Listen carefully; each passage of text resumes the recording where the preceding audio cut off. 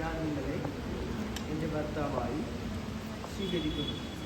ഈ നിമിഷം മുതൽ മരണം നമ്മെ വേർപെടുത്തും വരെ സന്തോഷത്തിലും സന്താപത്തിലും സമ്പത്തിലും ദാരിദ്ര്യത്തിലും ആരോഗ്യത്തിലും അനാരോഗ്യത്തിലും വിശ്വസ്തയോടെ സ്നേഹിച്ചും ആദരിച്ചും ഒന്നിച്ചു ജീവിക്കാമെന്ന് വാഗ്ദാനം ചെയ്യുന്നു.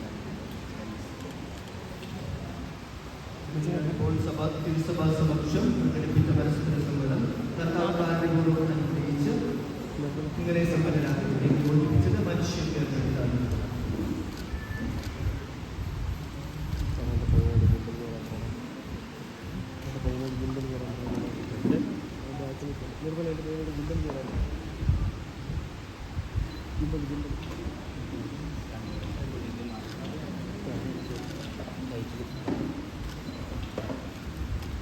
ദൈവമേ, ഈ താലിയെയും മോതിരത്തെയും കനിവാർ ആശീർവദിക്കാൻ ചെയ്യണമേ. ഇവ ഈ ദമ്പതികളുടെ പരസ്പര സ്നേഹത്തിന്റെയും വിശ്വസ്തയുടെയും അടയാളമായിരിക്കുന്നു.